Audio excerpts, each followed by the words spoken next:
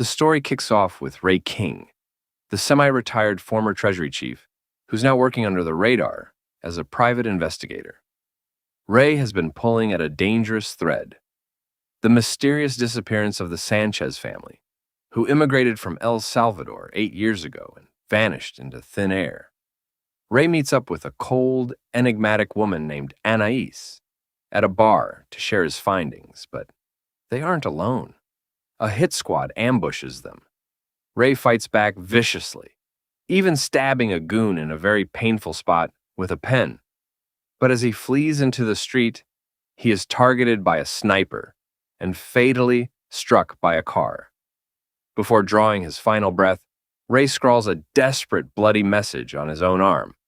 "Find the accountant." Enter Marybeth Medina, Ray's former understudy and the newly promoted Treasury Deputy Director. She instantly knows what the message means. Medina tracks down Christian Wolf, who has been quietly funding the Harbor Neuroscience Institute, a sanctuary where other neurodivergent, highly skilled individuals like him work.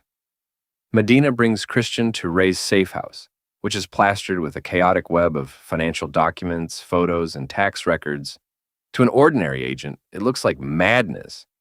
To Christian, it's a beautifully flawed puzzle. He rapidly reorganizes the data, tracing the money trail straight to a frozen pizza factory that acts as a front for a massive, cross-border criminal enterprise. After Christian delivers a brutal beating to the factory's loud-mouthed boss, they realize the scope of this conspiracy is far too massive for just the two of them. Medina wants to call the FBI, but Christian has a much more lethal asset in mind. To survive what's coming, Christian reunites with his estranged, loose-cannon brother, Braxton. The dynamic between the two is an absolute chaotic joy. Braxton is a brash, emotional, cutthroat mercenary who just wants a normal relationship with his brother, while Christian is stiff, literal, and utterly lacking in social cues. Despite Braxton complaining about hotel room logistics and wanting to rescue stray animals, when it's time to work, he is a force of nature. Together with Medina, this mismatched trio dives headfirst into the investigation. Christian utilizes his team of tech genius savants at the Harbor Institute to hack secure networks, manipulate city traffic lights, and track the cartel's movements in real time. They discover that the missing Sanchez family wasn't just randomly targeted. They were ensnared by a vicious international human trafficking cartel operating along the Texas-Mexico border in Juarez. As they push deeper into the cartel's territory, the group realizes that the bad guys aren't just smuggling people. They are exploiting undocumented immigrants for forced labor and worse. The cartel's top enforcers deploy a network of elite assassins to scrub the money trail and eliminate everyone looking into the Sanchez family. Christian, Braxton, and Medina find themselves ambushed at every turn, turning motels and highway roads into high-stakes war zones. But the deeper they dig, the more the pieces stop adding up. Why would a massive cartel spend so much energy trying to erase a random family that disappeared nearly a decade ago? The investigation leads them straight into a heavily fortified compound just outside Juarez. This is where the film delivers its mind-bending, convoluted twist. Remember Anais, the mysterious woman Ray King met right before his death? It turns out her real name is Edith. She is the mother of the missing Sanchez family. Years ago, the cartel leader ruthlessly executed her husband and kidnapped her young son to force him into a youth labor ring.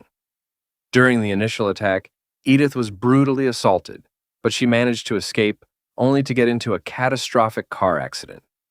The trauma caused her to develop severe selective amnesia, completely wiping her memory of her past life.